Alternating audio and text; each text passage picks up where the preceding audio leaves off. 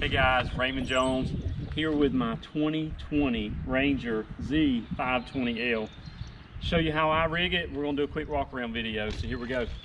Color's Canadian blue. Don't forget on the Ranger boats, the Ranger stripes are more pronounced because the mold is actually jutting out where the stripes are. So some guys forget that on Ranger boats. All right, from the front, Ghost trolling motor. It's been great so far. Got the Bojax vibration dampers. This little damper right here, you can get at bojax.com, and it'll make your trolling motor have 25% less vibration. I like to mount my hydrowave up on the shaft. I don't want it down here where it can get damaged on the lower unit. So this is a transducer saver and shield hydrowave mount that'll get it up on the shaft. And I don't like drilling holes in my hydrowave either to put the screws in there. So it's nice and clean, and I use zip ties. Live sight. Live sight's been great. I used it in right before the spring hit a lot jerkbait fishing, and man, I haven't drop shotted with it yet, but it was great doing the jerkbait fishing. And this sucker is $500 less than the competitor's product, so just keep that in mind. Quick tip on the Ghost, it does not have a motorized head, so the best thing to do, or I've found, is to put a little white piece of electrical tape or reflective tape right here on the shaft. Reason being is when you're on the dock and you're going to get your truck, you're alone, you park your boat out there and you anchor lock it, you need to have a point of reference to know when you turn it on if it's pointed towards you or not. This little piece of tape, as soon as you see the white, it'll show you that it's pointed towards you, and you can confidently turn it on, pump the power up, and get it to you quickly. So just quick tip on that. This knob right here, on other trolling motors, this knob has been a pain in my butt for years. This one is great. You can get your hands on it. You can get a lot of torque around it. So I love that this knob is like it is. The non-motorized head has been cool for me because I cast sidearm a lot. So I'll pop the side of the trolling motor with other models with, you know, a spinnerbait or a crankbait and actually crack one. This one, it points the other way. So I hit it a whole lot less or none. I've hit it one time since I've been using the Ghost. Coming on this side, got the Bob's prop nut. I'm sure there's other features that Bob's would tell you about that are of advantage, but my advantage is I like carrying the least tools possible. So I don't have to have a tool. I can take this prop off with my hand and it's just quick and easy. So coming around this way, you got the precision sonar over under mount with the DuraSafe E-locks. So one thing I don't tell you, another quick tip about these DuraSafe E-locks, there's a number inside of every one of these locks. You can go on their website, pay $5 or $10, I forget the exact cost, and get a replacement key. Somebody can steal your graphs if they have this key, because they don't ask for proof of purchase when you get another key. So keep that in mind. This might cause you to not have pain down the road, but scratch this number out after you take a picture of it and email it to yourself for safekeeping. It might help you out down the road. Plastidip, I'm a big fan of Plastidip, so I've Plastidip the trim on my HDS Live unit with Blurple. You can't get it in stores, it's a special order. HDS 12 has been great with the live sight. I got my hydrowave and my speaker up off of the floor. I don't have to use plastic mounts, or I don't have to drill holes in my boat, so that's been pretty cool. This speaker here in particular though, it's got a 30-hour battery life. You can do conference calls on it. You can even plug your phone in the back of it, which my kids like, and plug your phone back up so it's a power source. You know, this over-under mount from Precision, it's got a lot of different bolt patterns on it, and there's no Velcro hidden under here. This is bolted down. So these smart brackets also, I've gotten my hydrowave up off the floor and I've not used their plastic mount, which I didn't care for. Looking down here, I like to do the cool foot on all my trolling motors, so I've done that. Got 3 programmable buttons, 1, 2, 3, and then the anchor lock on the Ghost. I'll let you read or hear all about on YouTube about how to go in the configuration mode, but for today, there's one thing I want to tell you because I was helping a Lawrence customer with his new Ranger last week. I use these 2 programmable buttons for up down on the power pole. He was saying that his buttons wasn't working right. Mine's been great. I hadn't had a problem. I went to his home and I talked to him. I turned the Bluetooth off on his phone to update the software on the Ghost, and his buttons work flawlessly. So I don't know if that was an anomaly or what, but that's what I found with the Lowrance customer that I was helping on a support session. So just keep that in mind. Ghost trolling motor overall, it's 10 pounds lighter than the competitor's brushless trolling motor, which is really cool.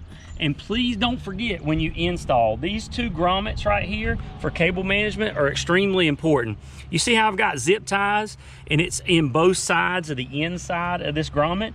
It's made that way to have zip ties there to hold your cable management so it won't get all gunked up when your trolling motor goes up and down. So when you're excited about installing your Ghost, please don't forget to use these two grommets and do 2 zip ties on the inside. That'll help you out down the road.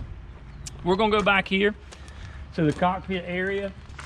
Plastidip on the inside of the windshield. I do this a lot. If the new owner of my boat every year doesn't like it, it's Plastidip. It'll just come off, but I like the way it looks. Got the precision sonar mount. Again, they're aircraft aluminum with the patented smart brackets here. And again, got the DuraSafe E-locks. Please keep in mind, I'm a big believer in these DuraSafe E-locks, but what I told you about scratching out that number is just a safety thing for yourself. So I would take a picture, I would mail it to yourself. That way you've got it from 2 sources, and then I would scratch that number out just for your own equipment's safety. All right. Coming back here, the Mercury Four-Stroke. This is my second one. It's been super, man. What I like to do is I like to take all the red out of this motor, and this is a color upgrade. I travel around a lot. I see a lot of guys with green boats and they put the green in here or the red or whatever. Quick tip just to tell you what I think. Whatever other colors are in your boat, have a pinstripe and not just a solid blue or a solid red or a solid green. Makes it pop more, it looks more pronounced, and it just looks sleeker and matches and flows with the boat better. You can get this from Collins Incorporated in Smithfield, North Carolina, or you can get it from Smithfield Sign Shop with Ben Yansom in Smithfield, North Carolina. All right, coming down here, I did upgrade the spike. I've ran this in previous years. I do like the way they also give you this little rubber sleeve. Quick tip on this rubber sleeve, you gotta get it extremely hot for it to form fit to the pole. So you just get your hair dryer, heat it up, and make sure it adheres to your pole really good so there's no air pockets under there. The leash. This sucker is a seat belt for your engine. My wife is really big on safety and has been for the last couple of years, so I have to do what life jacket she tells me and other things. When she figured out this was a seat belt for the engine, and if I hit a stump, it won't enter the boat with me, she basically told me we were running a leash. So Alan at Precision Sonar has acquired this company. Of course, it comes in blue, as you can see, but it comes in other colors. But this is a big seat belt for your engine. It's worth looking into. All right, this black Atlas jack plate. The last 2 boats I have wanted to get this jack plate, and they were out of stock when I ordered my boat from the factory. So I am so happy to have this plate. It just looks good. I mean, it just flows with the boat. You don't have different colors back here. You take one glance and it just all looks uniform and the same. It's really sleek looking. Color upgrade package, don't forget that it also has a little stripe under there as well. Some guys, when they do their color upgrade package, they forget about this part. So tell your guy to make sure that they do that part. Mean mount. This is a DD26 fishing mean mount. This is a DD26 fishing mean stop. I would buy these as a set, guys. I wouldn't buy one or the other. I'd buy them as a set. This is the most quality product that I've found for your Mercury Four-Stroke. Got the Wi-Fi antenna, which is an upgrade option from Ranger. Not a big deal there. Right in here, I've put a striker plate on the inside of every compartment in this Ranger boat. That way you don't crack or scratch your fiberglass, and it just looks nice. Another thing, this pandemic has thrown everybody a curve this year, and I've had all kinds of trouble getting my boat ready this year. This is the lights that I am gonna run. However, I'm already selling this boat in like 4 months, and the guy's already bought it. So I'm gonna keep these lights and not install them this year and put them on my next boat. But this is rubraillights.com. They're pretty good on the price point, and I like that they're nice and sleek, and they're small, and they're really bright because I've already looked at them on other boats. So you might want to check it out, rubraillights.com. All right, gonna move to the inside. T-box compartment door. My wife puts her books and flip-flops and everything in here, and I put my trash in there. So that's kind of how I do that. In this area, got a lot of questions on previous videos about these guys. They're Rubbermaid containers. I keep everything that I frequently use in the center here, and then I carry about 5 or 6 of these with me with random things that I'll need. I'm a tackle junkie and I carry a lot, but they'll fit right back down inside there. So you can get them out quickly, you can put them in quickly, and it's just nice to have that way. Cool Foot, in addition to the foot things, also has these bait squares where you can quickly put baits up there as a reference, so you don't have to go into the box, so it saves you a little bit of time. Another quick tip: when you purchase your Ranger, you can order it with no rod tubes in it. It is an upgrade option to get the rod tubes out. So when you order your new Ranger, remember, if you like the rod tubes, that's great, happy for you. But I don't like the rod tubes. I'll put a rod glove on and I'll shove it in there, and that's it. It's a little faster, it's a little easier for me. All right, Cockpit Flooring, guys. So right here, this is tacky to the touch. It doesn't really cut when a hook gets on it.